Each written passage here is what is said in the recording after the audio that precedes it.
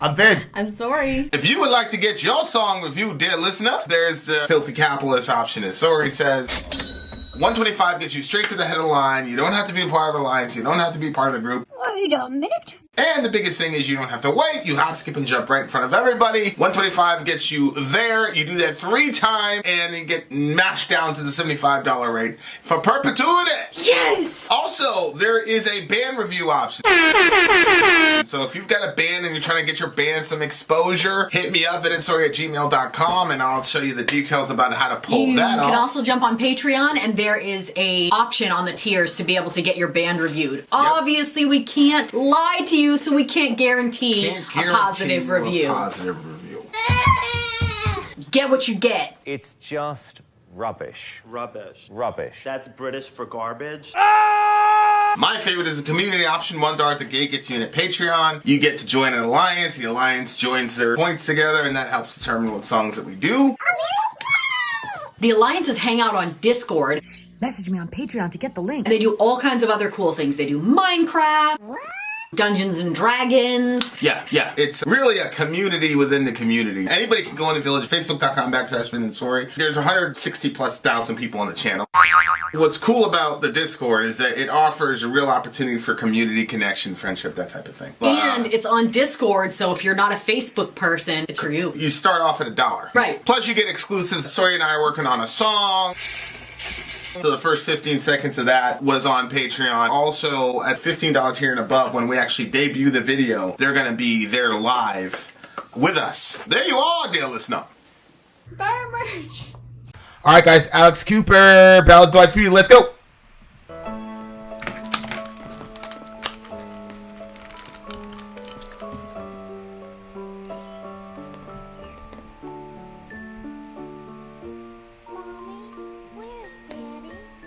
Oh my gosh. He's been gone for so long. Creeping up around like that?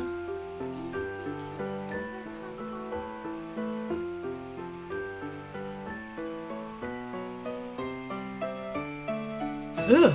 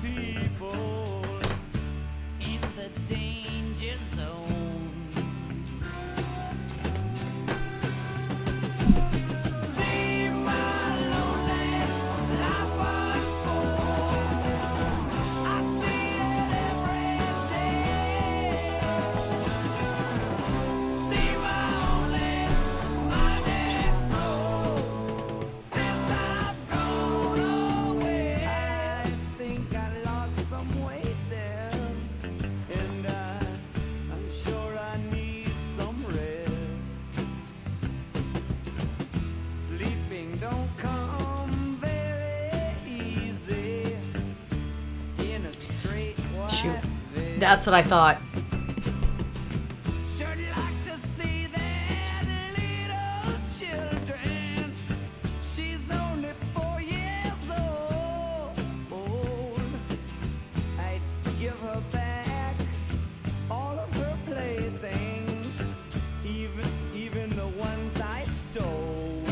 Yikes.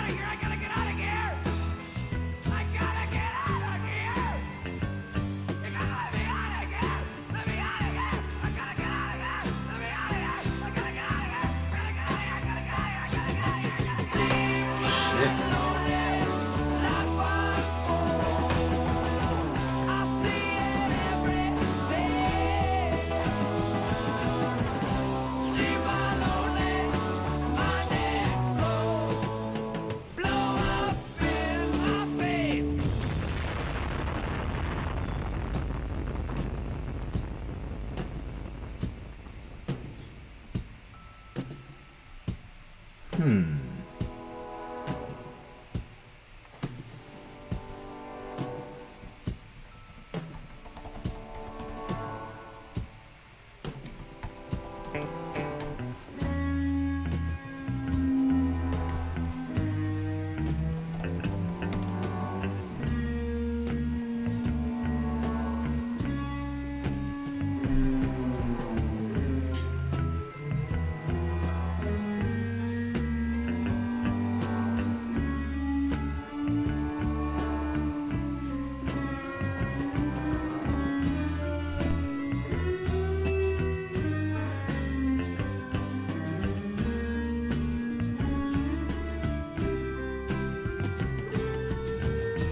grabbed my hat and I got my coat. Then I ran into the street. I saw a man that was choking there. I guess he couldn't breathe. Said to myself, this is very strange. I'm glad it wasn't me. But now I hear those sirens calling, and so I am not free. Oops. I didn't wanna be. I didn't wanna be. I didn't wanna be. See my lonely life unfold. Let me alone. I didn't wanna be. Don't touch me. See my lonely mind explode when I've gone insane.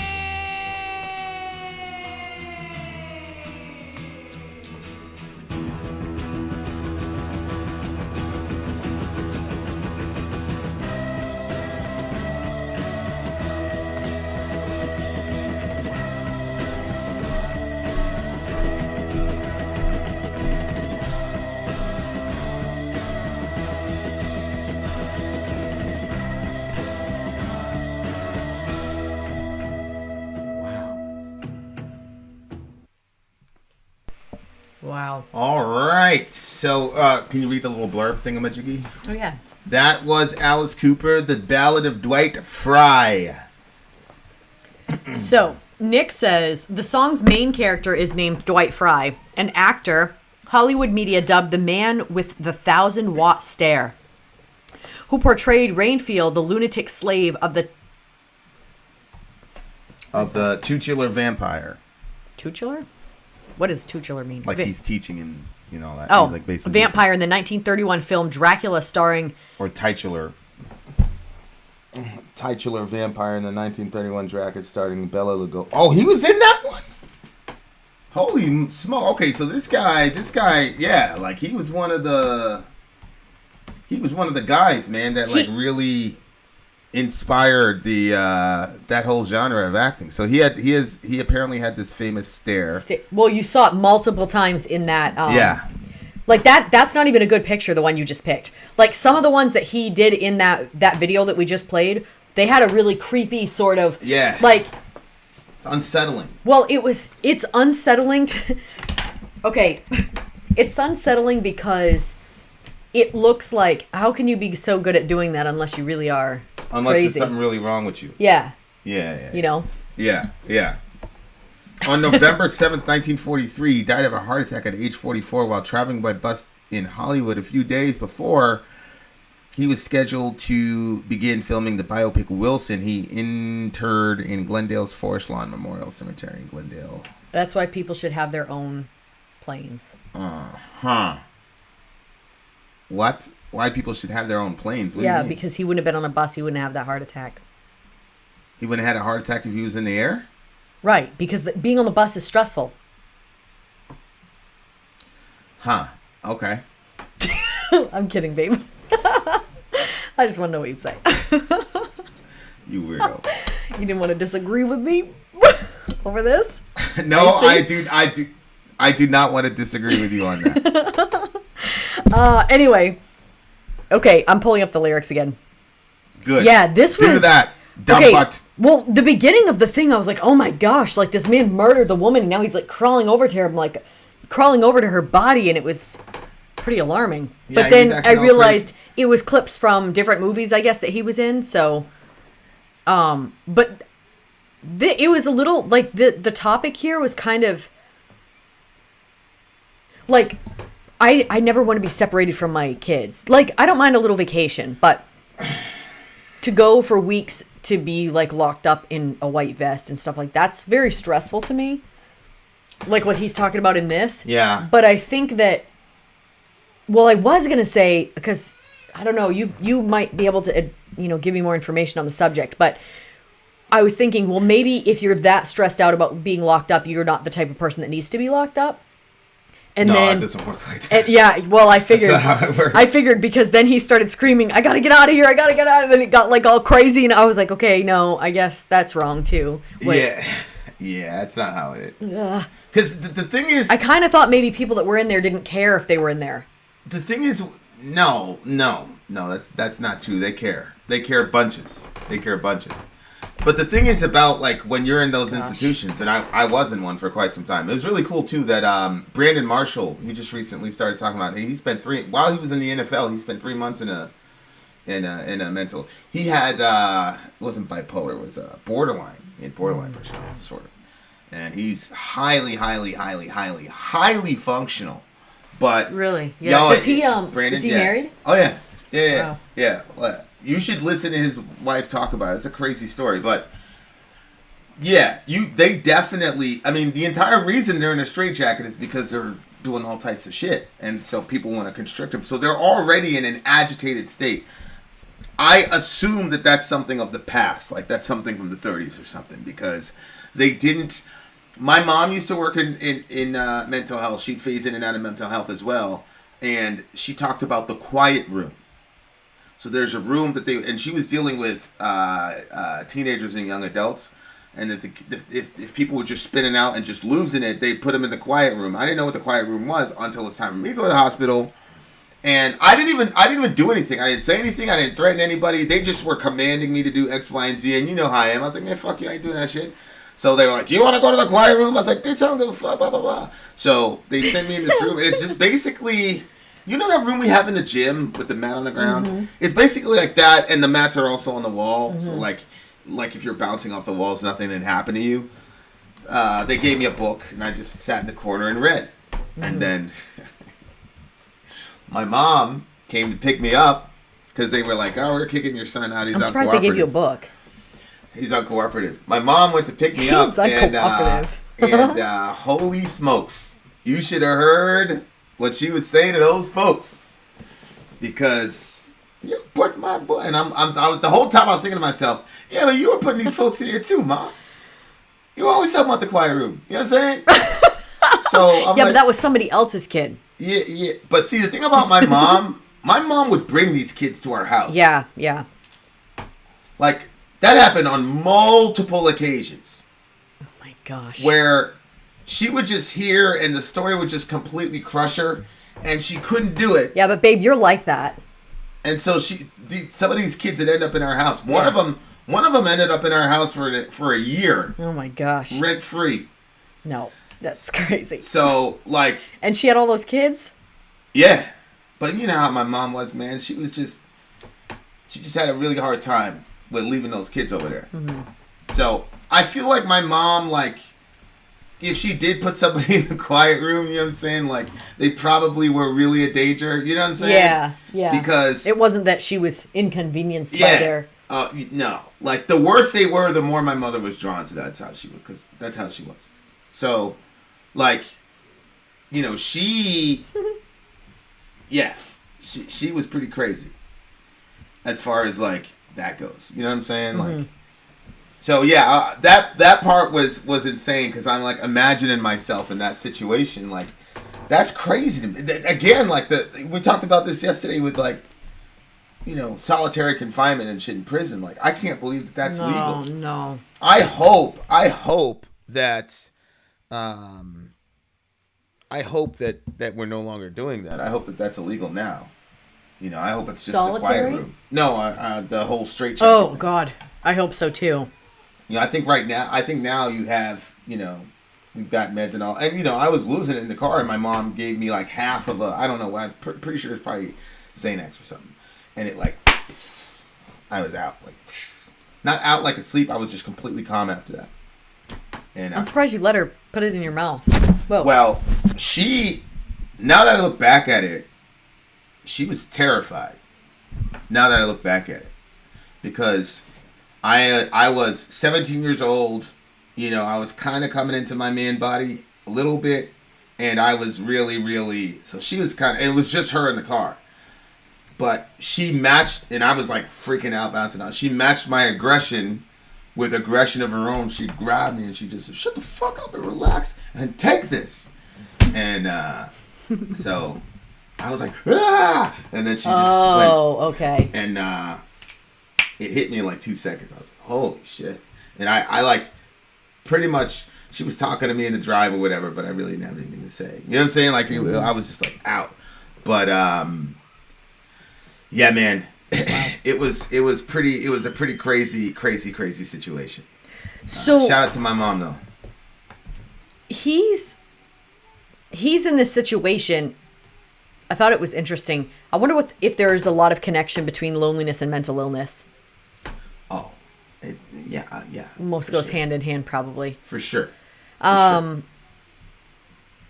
So he did eventually get out. Don't you think it was odd that he took the 4-year-old's stuff?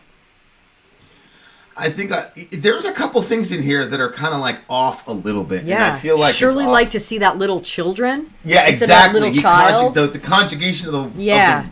It was weird. You know, like sure I'd like to see that little children. Yeah. She's only 4 years old.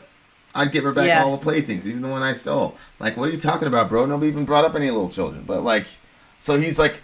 Well, no, it's the little girl that was talking at the beginning, I'm sure. Mommy, where's Daddy? He's been gone for so long. Do you think he'll ever come home? I think it's his daughter he's talking about. Yeah, but why would he say he stole her dolls? Because I think that's how crazy he was. He started stealing stuff from his own little kid. Like, it's possible. I mean, why would he go steal from somebody else's kid? The whole thing is bizarre. Who's going to steal toys from children? He's crazy. He needs help. Yeah, but I'm not getting anywhere where they thought that this dude was crazy. Honey, they locked him up.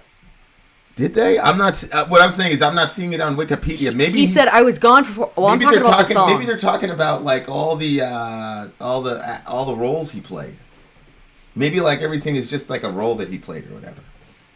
But I do think though there's got to be some, you know, there's a reason that they started Mommy Where's Daddy? Da, da, da. Do you ever think he'll come home? He's been gone for so long. I'm assuming that by the end of the song you're supposed to come to the conclusion that Daddy is at the hospital. And that's why he's been gone. That's why he's been gone for so long. He says, I grabbed my hat and I got my coat and I ran into the street. I saw a man that was choking there. I guess he couldn't breathe. Said to myself, this is very strange. I'm glad it wasn't me. But now I hear the sirens calling, and so I am not free. I didn't want to be. Yeah. So, well, then he went back. Yeah, but did he choke the man? Well, it doesn't matter. He hears the sirens calling, and he wants to go back to the institution. Right? So it looks to me like the picture of an institutionalized guy. Like he couldn't. Yeah. You know what I'm saying? Yeah. My assumption was that he put his hands on the man so that way he could go back.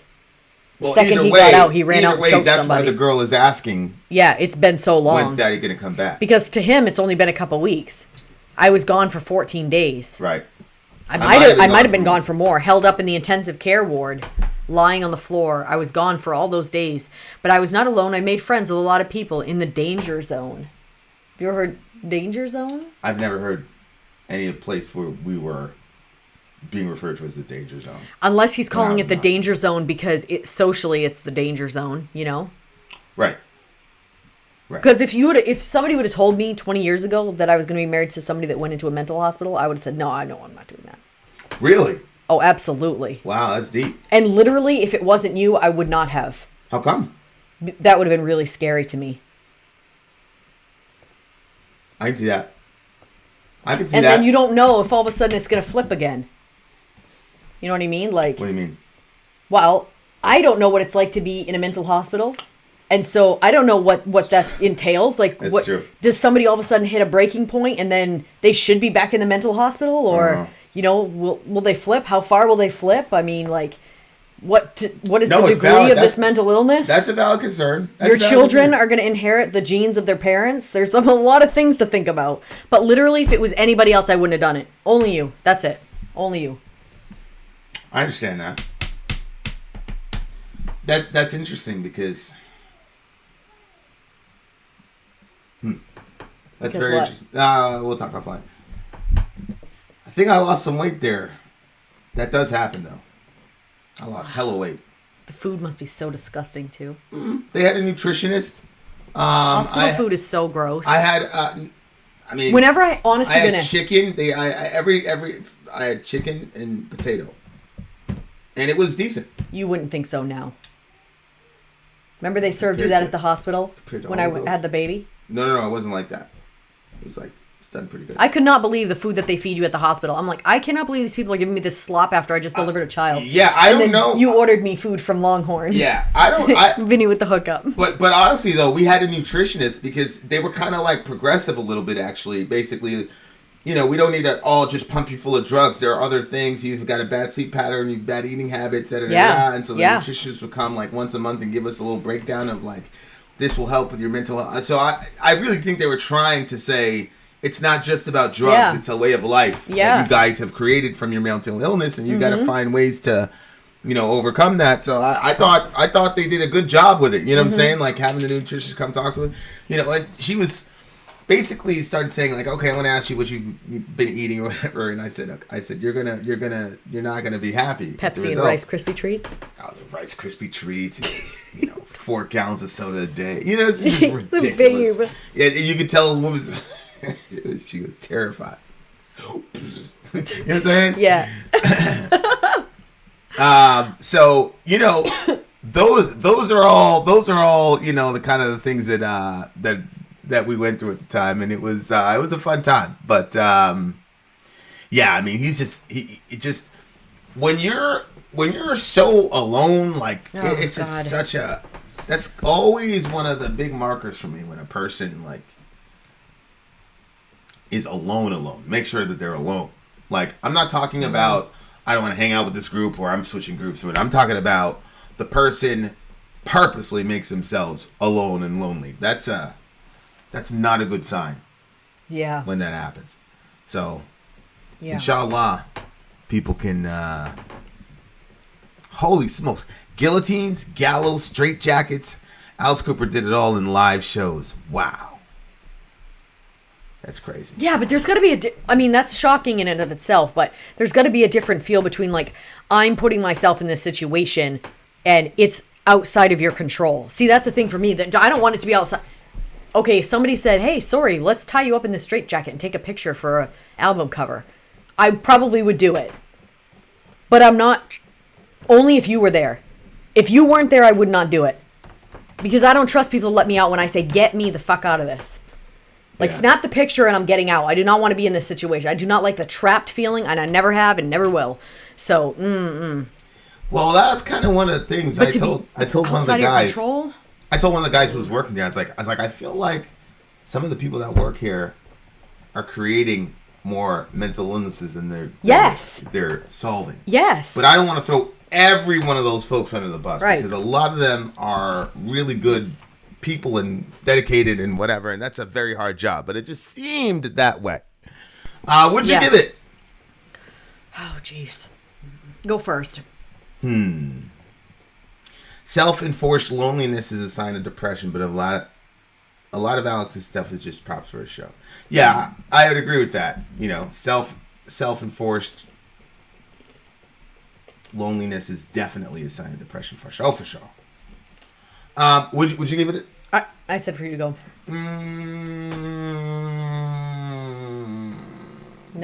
9.7.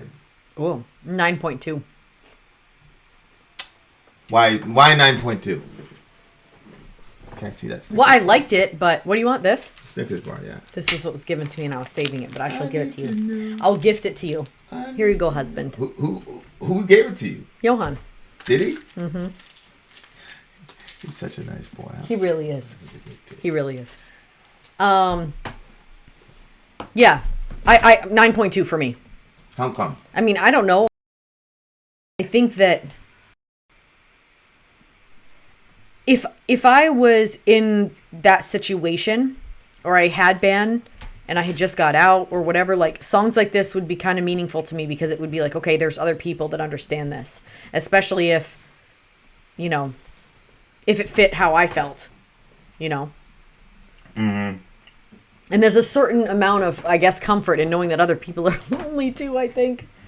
You know what I mean? Like, you're not the only one. Like, you're even alone in your loneliness. Well, no, there are other people that are lonely also. Mm-hmm. So you got to find each other. You know what I'm saying? Well, I found my guy, Ed. Yep. Yeah. He was my first gay friend, but he was an OG at the hospital. Like, he's kind of institutionalized. Rest in peace, buddy. I'll see you again. I know I'll see him again. For real. I'll tell you why later, but. Okay. He was, when I got out of the hospital, he had thoroughly propagandized me to be like this crazy right-winger, which wasn't difficult because 9/11 had just happened. Mm-hmm. So anybody that's like, we're going to go kill a bunch of those dudes. Mm-hmm. Anybody that would say that, I'm like, yes, good. So he was a guy, he was explaining everything to me, yada, yada, yada. It turns out he actually had intelligence background. Oh, wow. So he did? Oh, yeah. He was probably one of the most See, wow. They go with what they need. Yep. So he was he's gone now, so he's extremely intelligent. Mm-hmm. And he did a lot of work in the not any of the Al-Qaeda stuff. That stuff was all, he did some stuff in Europe. Is that what kind of put him there at the hospital? Well, probably. I mean, based on, like, some of the things he tells me, some of the things that he saw, he had it rough. That's too bad. Yeah. That's too bad. But that was my man. But speaking of lonely, he had all these problems, and he was going to die early. Like, he died at like 55 or some shit like that. And he collapsed one day at the hospital. Oh. And he wasn't moving. And he started getting paler and paler. And so I was just looking at him, and he wasn't responding. I was like, yo, Ed, get up. He wasn't responding. And I was like, completely like wrecked, man. I stood. Anytime that happens, I did the same thing with my mom with some stuff. Anytime that happened, like, I stood far away and just turned around. I just watched, and I was just at I'll never forget this. I was at the wall just looking back, and Ed's like, I don't know, 50 feet down. And we were in the hospital, so he got immediate attention or whatever. Stretcher's coming out. They're going to, get him out or whatever. Yeah. And I didn't cry. I was just sitting there stone-faced. And then there's this old woman, and she kind of, not Alzheimer's, but she was kind of like, and then she looked at me, and then she looked at Ed, and she said, oh no. She says, that's that boy's good friend. Oh. That's that boy's good friend. Now, she wasn't talking to anybody in particular. She just kept saying it. That's his good friend, blah, blah, blah, blah. Because me and Ed were like this. Oh. And it's so weird. Like, when she said that, that's when I was just like, oh. Because it was just like, damn, like, that's my man, And you're so powerless, nothing you can do. You know what I'm saying? And, yeah. and you know me, like, I didn't have a lot of tools in my tool belt. So my only thing was, I told him one time, I said, Ed, if anybody fucks with you, I got you, bro. You're good. Of course, I didn't know all the shit that he did in his life, so he laughed at me. Aww. And he patted me on the head. And then as we got closer and I found out the shit he was in, then obviously it was like, okay. You know what I'm saying? But my whole thing was, he's gay. People going to talk shit about him. I'm going to hurt, anybody that messes with him, I'm going to hurt him. Because this is my man. Like, the guy was, I love this dude. So, but yeah, but he made it, actually. He didn't die, so... he didn't die, and then I got out first, and then he got out, and then we literally like lived next to each other for like 2 years, a year and a half. That's cool. And the first day, I remember when I got my first apartment, because they told me at the hospital, they said you do have genetic and some mental issues, but a lot of your issues are environmental. So you cannot go back. That's one of the reasons they kept me for 6 months, is because they attached a social worker to me to get me. I mean, they really tried to help. And I think they saved my life. They really did. So like I'm not against mental institutions. Like my only problem is I don't know how many people would have had the same experience that I had, but they attached me to a social worker. They got me an apartment, and you want to talk about lonely. I mean, I walked in the apartment. It was completely empty, completely quiet, right? And then there was this singular mattress on the ground with a giant stain on it, you know? And, but it was my first place, you know? I was like, hey, this is my place. And I remember laying down and I remember like, Did you put a sheet on it? oh yeah, of course. But you know, at the time, you know, I was like, whatever, you know what I'm saying? Yeah. And, that girl came over, Yeah. you know what I'm saying? But like, the very next, so I was kind of lonely in there. I'm not gonna lie, you know. I had my Bible, my left behind or whatever. But I was like, "Fuck, what am I gonna do?" And then I hear dun dun dun dun dun dun dun, and I open the door. There's Ed. I was like, "Ah!" I grabbed him, you know, he kissed me. He's like, "Ah!" And that was it, man. We were like that for whatever. Thieves. Yeah, that was my man. That's cute. That was my man. But yeah, he died like some years later. I just, you know, Google check up on him or whatever, and you know, he died and stuff. And it was that remember I told you that Navy SEAL guy that was one of the counselors. Mm-hmm. Yeah. And Ed was like a little bit crazy, right? Yeah, he was a little bit crazy himself, and But his information, I think, was a little bit helpful. yeah, he said everybody's going, what are you afraid of, blah blah blah, and then the group would affirm to you that those fears aren't real. So Ed's turn, Ed's like, I'm afraid I'm going to die tomorrow. And the counselor said, he jumped in front of everybody before we gave our words of affirmation, and he said, you might. He's like, I've looked at your chart, you might.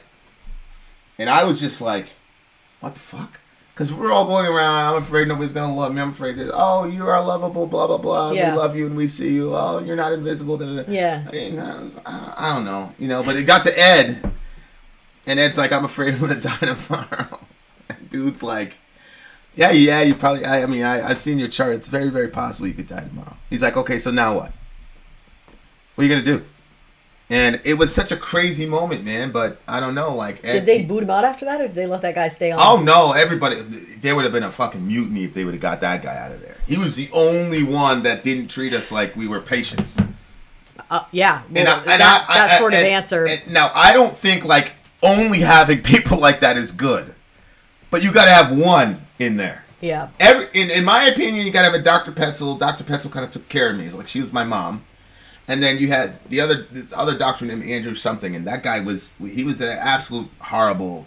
I mean, but he was basically the CEO of the floor because he was a doctor. He was the only doctor on the floor. It was Doctor and Dr. Petzel, but Dr. Petzel didn't run the floor. She just did the patient thing. And then there was that Steve guy. It's like 6'5", brolic type of dude. Yeah, I can see how having an array of personalities to help you heal is good. Yeah.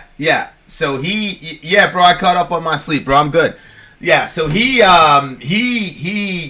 So shout out to everybody. We had a really, really good team of people around us. I really believe that, and they helped us a lot. So I'm very grateful to God for those people. Shout out to Ed Mank, buddy. Love you, buddy. I'll see you soon, inshallah. Okay. Give the. What's your rating? We already did. I did 9.2 and you did 9.5? Did you do 9.5? Yeah. I just zoomed in BC on your messages so Vinny could see them too. Yeah, I hear you, BC, bro. I hear you, man. I hear you. I hear you. I understand you, bro. I definitely do. Really, really good song. Good selection. Having said that, dear listener, if you're a square, you're going to have to hit us up at 7 p.m. Eastern Standard Time. But if you're not a square and you're in the DJ stream with us like you should be, because it says to be there in the Bible, then stay tuned. We got more for you. Vin out. Sori out. Gone.